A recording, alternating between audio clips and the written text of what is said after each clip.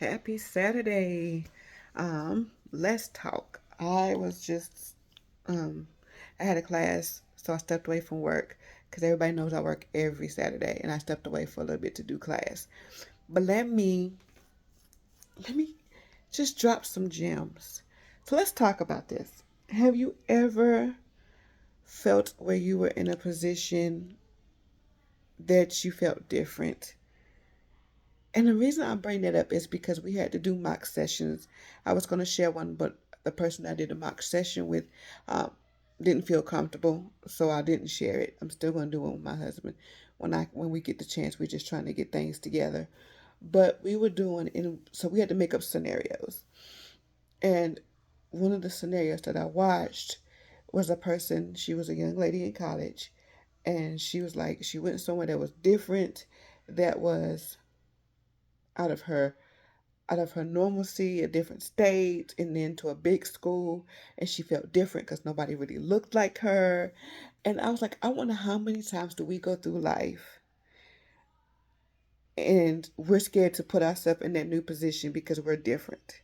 Not just skin color, skin tone, male, female, them, they, but just because we're different, because it's not something we would normally do. Like, how many times do we pass up an opportunity that could be a blessing because we're different in our own eyes? How many times do we allow ourselves to be a hindrance? And does that not cause undue anxiety and depression when you're hindering your own self from being great? I think about that all the time because people are like, why you go back to school and all of that? Because I don't want to be the norm. People are like, you've been a CNA for 15 years. You know what? You would be an awesome nurse. Yeah, but that's not what I want to do. That's not my calling. And kudos to the nurses. I have best friends that are nurses, that's CNAs, that's LPNs, that's just that's their calling. It is not mine. I've always wanted to help people, but being a nurse was not it. I would not feel fulfilled being a nurse. I'm just gonna be honest, because you don't get the right amount, a lot of bedtime, bedside service to help a patient. Even CNA, we didn't get a lot of self, service to actually take care of our patients. So with me going to be a mental health counselor, I set the tone. If I need to spend an hour with you, I don't have nobody saying, "Oh, can you get this person this? This person needs medication because I was a med aid too, or this person needs you. This person to ring number." I get to spend that time and get to nurture and navigate people. I know it's a little bit off topic of what I wanted to discuss, but I'm just thinking like, what if people never stepped out of their comfort zone and did what they were good at because it's what they've been doing for so long?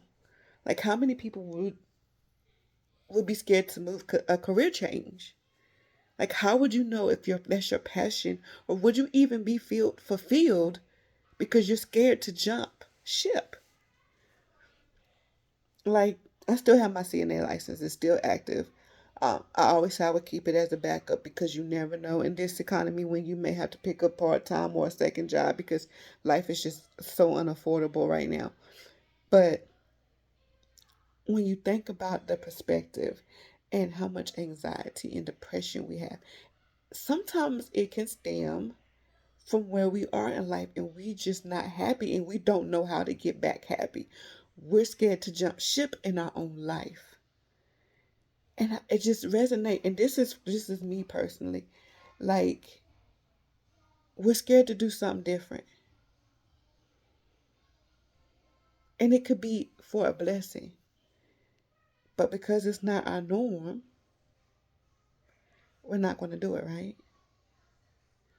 We've been a school teacher for 10 years, but you really want to be an artist, or you really can sing, but you don't want to go and do karaoke night because you're comfortable being a teacher, because it's a risk in that, in taking that change. It's a risk in becoming a musician or an artist, a painter. But what if we never had an artist? What if Van Gogh never painted? What if Shakespeare never did plays? then what would we be reading? What if a writer said, I will never write a book? What if we had no book writers that said, you know, I love to write a book? No Dean Koontz, no Nora Roberts, no Colleen Hoover, no Frida McFadden, no Stephen King. What if a movie director said, you know, I want to do movies, but it's a risky film because what if my film don't make it? There would be no movies, no drive-ins, no nothing. So sometimes I came on here just really quickly to say sometimes you have to invest in yourself because we're not made to fit in. We're not robots. We're not made to punch in, punch out, and that's just it.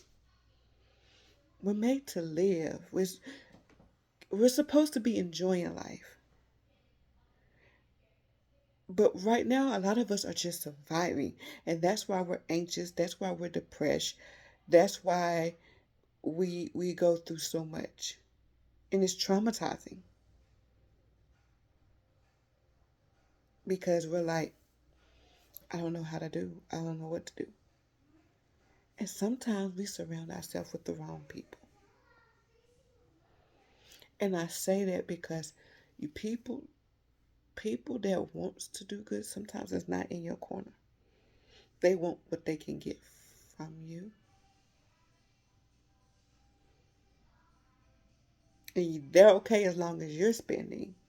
But when it comes time for them to spend or do the front for one time, they get quiet and they change the subject. So you have to know who to put in your circle because not everybody is there is genuinely happy for you, and that affects your mental state a lot of the time.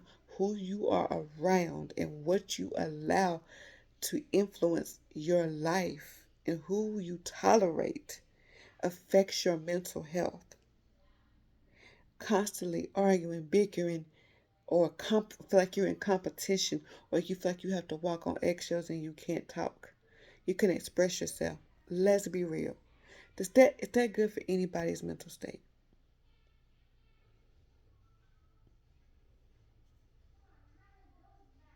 So I just wanted to drop that thought because I was just doing schoolwork and my mind kind of spiraled. So let me talk about it while I have a minute and just put this out there. Feel free to comment, like, share. Once again, I am not giving you advice, so don't take it and do it and say, oh, you told me. I did not tell you to do nothing.